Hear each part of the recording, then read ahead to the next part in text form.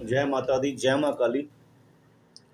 आज का वीडियो जो है ना, धन के ऊपर है। जिनको धन की बहुत दिक्कत है ना, घर पर धन नहीं आ रहा है, तो मैं कहता हूँ कि अगर आपने इतने पाठ करने शुरू कर दिया ना, रोज़ एक टारगेट रख लो। 11 दिन का टारगेट रख लो। मैं आपको ये नहीं कहता 11 दिन से ज़्यादा रखो, नहीं, 11 दिन का रख लो। जिनको ज़्यादा पैसा चाहिए, जिनको करोड़पति बनना है, 41 दिन पाठ करने पर मैं आपको इस बात की गारंटी देता हूँ कि देवी जो है कम से कम 4.5-5 लाख रुपए देती है, अगर 41 दिन तक पाठ कर जाए।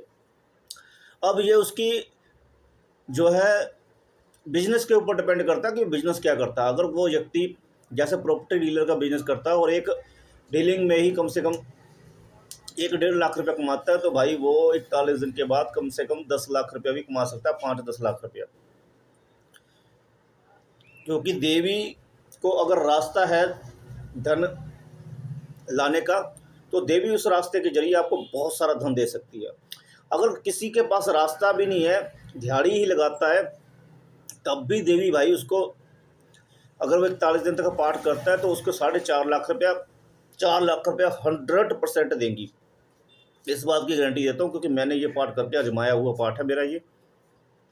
और अगर व्यक्ति कहता है कि हमें इतना पैसा नहीं चाहिए, हमें चाहिए रोज़ कम से कम 1000 रुपये की दिहाड़ी लग जाए, तो 11 दिन की साधना संपन्न कर लो। उसके बाद जो है देवी का जो है एक पाठ रोज करो, ठीक है ना।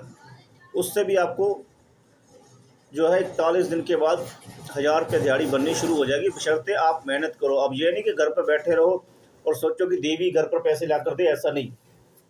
ये विधि उन लोगों के लिए जो बिजनेस के थ्रू पैसा कमाना चाहते हैं, ठीक है ना। जो फ्री में बैठकर पैसा कमाना चाहते हैं उनके लिए नहीं है। जो बिजनेस के थ्रू पैसा कमाना चाहते हैं, माता उनको करोड़पति बना देती है अगर इस पाठ का वो नित्य जप करते हैं। ये पाठ शुरू कब करना वो जान लीजिए। शुक्रवार वाले दिन इस पाठ को शुरू कीजिए, ठीक है ना। व्रत रखने की कोई ज़रूरत नहीं है। अगर कोई व्यक्ति व्रत रख के करना चाहता है तो उसके लिए भी मेरे पास सोल्यूशन है। अगर रोज़ रोज़ पाठ नहीं कर सकता तो देवी का सिर्फ शुक्रवार वाले दिन ही मैं कहता हूँ कि 108 पाठ कर दे, उसके बाद एक पाठ रोज का करे, तब भी देवी जो है उसको बहुत धन प्रदान करेगी। और जो कुछ बड़ा धन जाते हैं माता से कि माता बड़ा धन प्राप्त हो, तो देवी के 108 पाठ डेली कीजिए 11 दिन तक, तब भी बहुत बड़ी साधना आप जो है पूर्ण कर देंगे 11 दिन में। अगर 108 पाठ डेली होता है 11 दिन तक, रात्रि को होना चाहिए, बशर्ते इस बात का ध्यान रखें, रात्रि को होगा तो फल ज़्यादा प्राप्त होगा।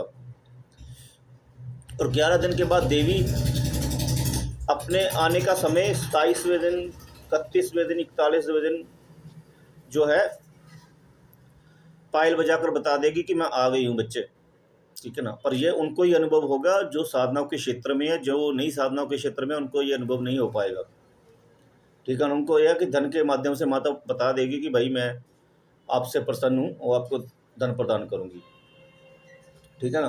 बाकी जो 41 दिन तक 108 पाठ कर दे भाई, उसके लिए तो सुहागा ही है, समझो।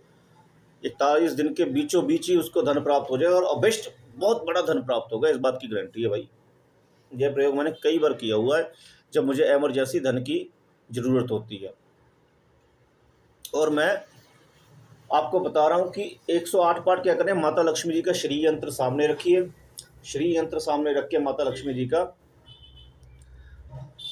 श्री सूक्तम। अब श्री सूक्तम मेरे कई शिष्य ऐसे हैं जिनको संस्कृत नहीं आती है। अब सबसे बड़ी प्रॉब्लम ये है कि उनको संस्कृत नहीं आती है और वो इस पाठ का फ़ायदा नहीं उठा पा रही है। तो उनको ये पाठ मैं जो है बोल कर रिकॉर्डिंग करके भेजूंगा, तो वो इस रिकॉर्डिंग को अच्छे तरीके से सुने और समझे, उस तरीके से फिर लिख ले। और जब वो उनको प्रैक्टिस हो जाए इसकी अच्छे तरीके से पढ़ने की, उसके बाद वो पाठ करे ये, और इस पाठ का फल प्राप्त करे। मैं कहता हूँ कि आप सिर्फ एक पाठ रोज करोगे ना, वो भी बहुत है। सिर्फ एक पाठ रोज कीजिए माता जी का श्री सूक्तम का। जो मेरे शिष्य है, ये मैं उनके लिए बोल रहा हूँ कि जो दिहाड़ीदार है, जो काम कर रोजगार छोटा मोटा रोजगार चला है, उनका रोजगार माता एक पाठ में इतना बड़ा बना देगी कि आप सोच भी नहीं पाओगे। सिर्फ शुक्रवार वाले दिन का ध्यान रखना, उस दिन जो है माता का विशिष्ट भोग लगाया जाता है, ठीक है, और उनकी पूजा अर्चना की जाती है ताकि जो माता है घर में ही निवास करे सदा के लिए, ठीक है ना। और जो व्यक्ति इसका पाठ डेली करते हैं भाई, उनकी दरिद्रता का समूल नाश हो जाता है, माता के गिफ्ट भी मिलते हैं उनको टाइम टाइम पर, अगर डेली पाठ करते हैं। और मांस मच्छी चिकन अंडा खाने वाले तो भाई ये साधना बिल्कुल भी ना करें, उनको कोई फ़ायदा नहीं होगा इस साधना से। क्यों? क्योंकि देवी जो है, जो मांस मच्छी चिकन अंडा वगैरह खाते हैं, उनके घर में प्रवेश नहीं करती। वैसे अगर वो काम कर रहे हो वैसे धन आता रहेगा, पर अगर पाठ करोगे, पाठ के माध्यम से चाहोगे कि माता घर में निवास करे और माता आपको बहुत बड़ा धन प्रदान करे, तो बिल्कुल भी नहीं, क्योंकि पाठ सिद्ध नहीं होगा। मांस मच्छी चिकन अंडा जो है आपका पाठ सिद्ध नहीं होने देगा। और कई अतृप्त आत्माएं जो होती है, अकाल मृत्यु उनको आकर्षित करेगा और वो आपके पीछे लग जाएगी, और जो पहले से भी आपका धन आपने जोड़ रखा है या कुछ है, सब नष्ट हो जाएगा। तो बिल्कुल भी मांस मच्छी चिकन अंडे का खाने वाले इस साधना को बिल्कुल भी ना करें, ठीक है ना। हाँ, अगर वो फिर भी करना चाहते हैं तो उनके लिए मैं एक उपाय बता देता हूँ कि शुक्रवार वाले दिन व्रत रख के 108 बार पाठ कर दे, बस बहुत है, ठीक है ना।